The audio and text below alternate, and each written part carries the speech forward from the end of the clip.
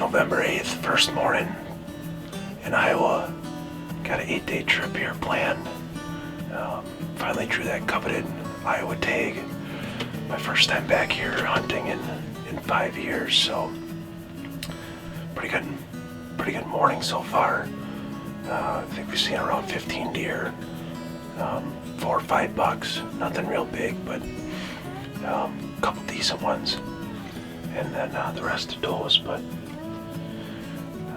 pretty consistent action here all morning from first light until now, around 8 o'clock here this morning. So this morning we're sitting in the redneck blind. We had a wind's kind of south-southeast. I don't really have a real good stand for a southeast wind, and it's blowing pretty good. That and the temps are it's only about 18 degrees this morning, so the wind chill was well into the single digits, so this keeps us a little bit warm here, able to sit a little bit later this morning. So a lot of action here, morning one, and we'll give you an update shortly.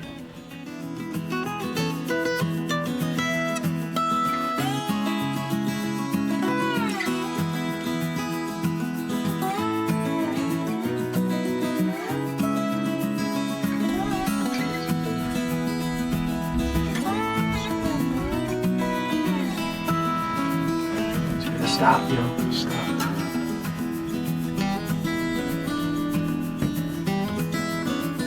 Oh, he's crazy here.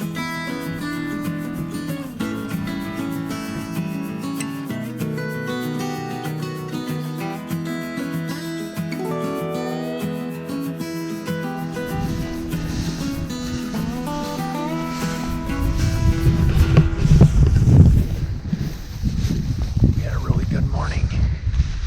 Walking out, it's about 10:30. Bluebird day. Strong southeast wind.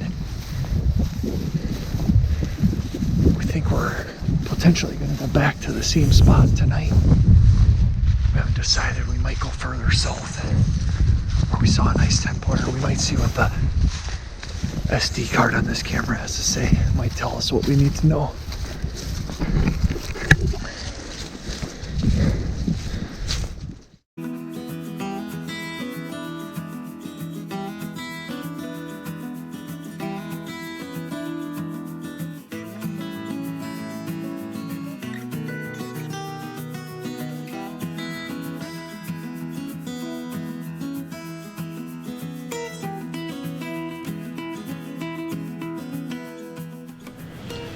We're back in the stand, day one here in Iowa.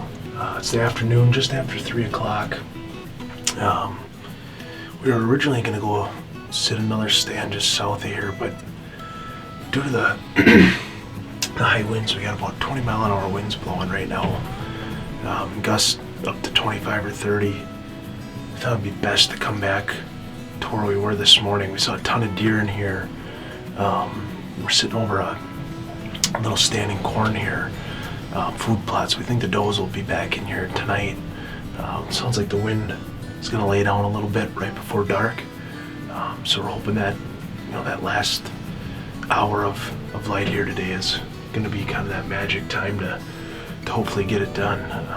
We just got set up here and looked up ahead here, and we do have one doe that just came out in the field in front of us here. So that's a good sign for being as early as it is.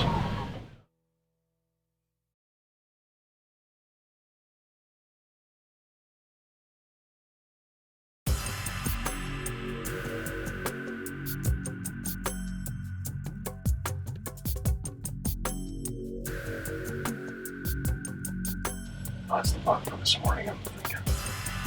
That's him. Right? Yeah.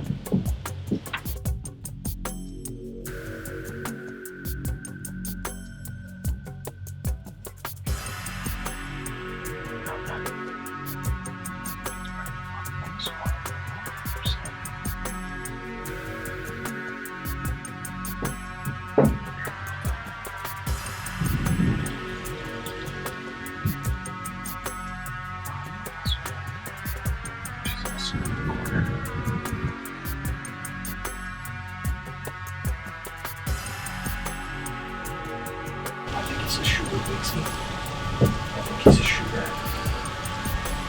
I'm gonna move up on my knees here. She just ducked in there. That's right, she's gonna pop out. Look at him again.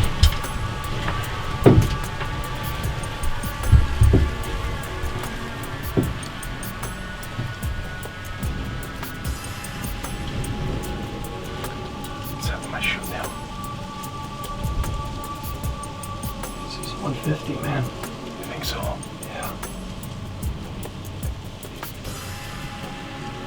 Oh, no, don't go that way. I'm not gonna get a shot if she goes that way.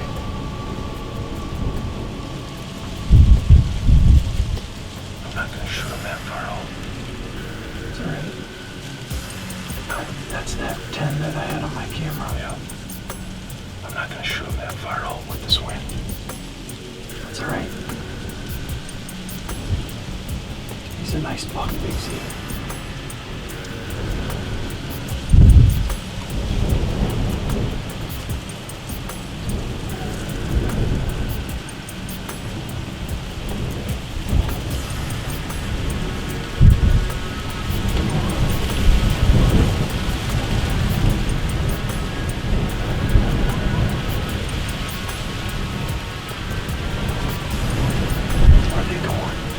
She cut right around the corner and went back in.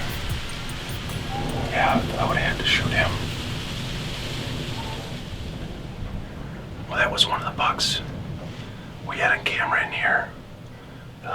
Based on the trail camera pictures, we weren't sure if he was quite a shooter or not. I mean, he thought he was kind of right on the edge. After seeing him in person, I think he's probably would make the hit list. I think I would have took the shot if he would have presented it. I didn't feel comfortable at that range with the wind that we had blowing here. But he's chasing that doe around. Hopefully, she circles back up this way and decides she wants to come more in front of the blind here. That's a different buck. No. No? That's him.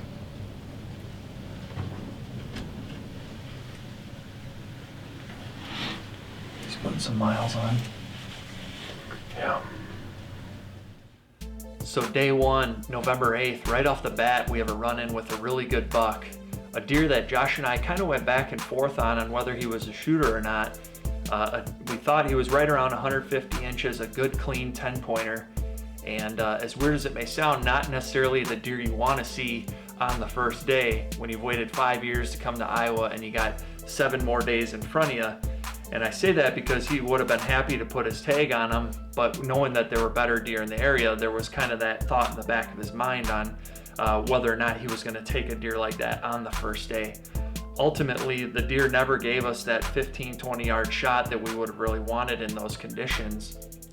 He followed that doe and stayed about 40 yards out to where Josh wasn't comfortable for making that shot with 25-30 mile an hour wind gusts. So after an eventful first day on November 8th, the 9th got a lot slower and we had a big warm up in temperatures. It was right around 55, almost 60 degrees.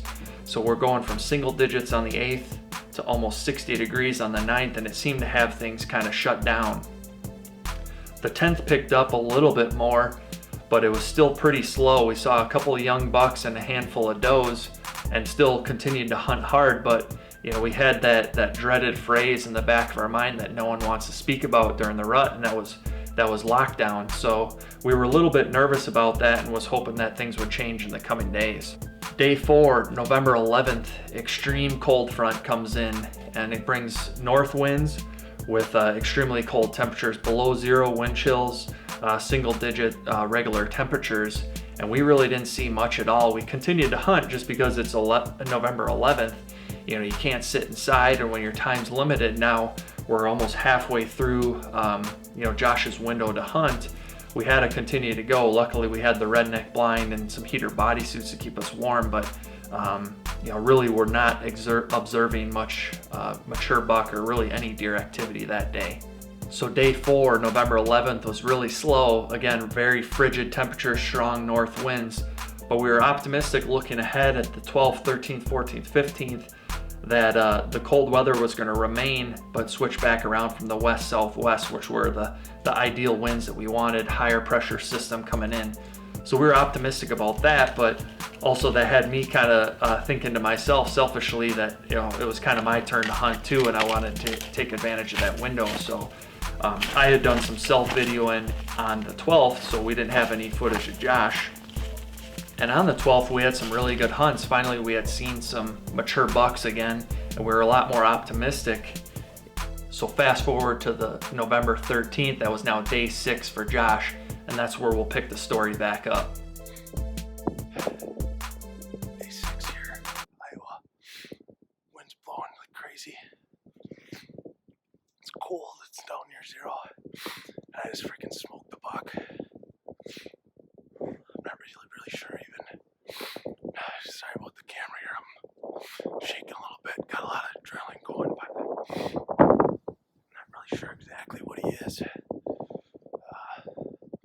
Kind of been a grind here. Last couple days it's been so cold and windy. I saw him.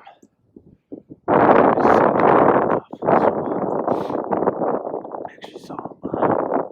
He didn't make it real far, so I'm going down. So wait about 10 minutes here and climb down and go check him out. Believe it or not,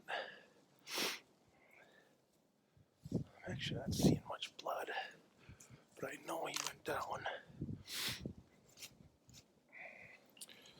So we're gonna walk up here, take a look.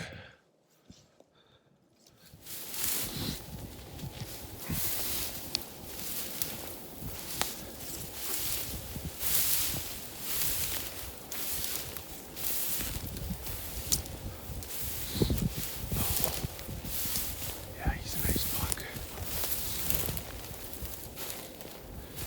Nice buck. Perfect shot. Let's get him out of the weeds here. Let's see what we got. Oh yeah. That's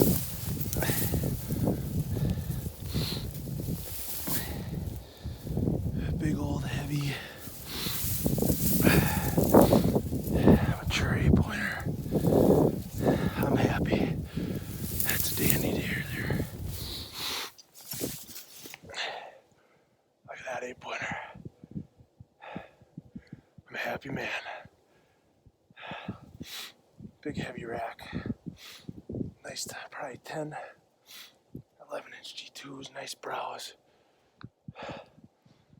Just a super nice deer.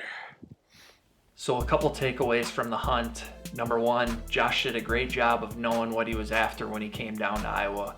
And what I mean by that was keeping consistent standards, and his goal was to shoot a mature deer regardless of how many inches it was. In this case, he ended up with an 8-pointer that was around 143 inches, a beautiful deer any hunter would be happy to take, and we believe it was a 5-year-old deer, so that goal of his was definitely accomplished. Number two, he did a great job of staying at it. It's easy to get discouraged during the rut. You look forward to it all year, and you can really get beat up. You come down and you're like, man, I waited for all this time to see barely any deer, not many mature bucks, and he kind of went through that November 9th, 10th, 11th, and he kind of stayed at it. So the third takeaway from this hunt was to look back and analyze the conditions that we felt made things go right. And from a weather standpoint, we really had the perfect conditions for a recipe for success. Number one, we had cold weather, which always seems to help during the rut, increase activity. We had southwest winds, which were the best for those stands that we really liked. We had a high pressure system moving in. We had a good moon phase. The moon was actually full on November 12th, and we kind of felt like the mornings after the full moon were our best chance for success. And we certainly experienced that, having shot bucks, Josh's buck on the morning of the 13th. I shot mine on the morning of the 14th. And frankly, just the calendar aligning with all those things, the 10th through the 15th, we feel are always our best times to be out there. So having all the conditions go right and match perfectly with what we felt the calendar always says is the best time to be out there, it really made for some fun during the rut this year in 2019. So.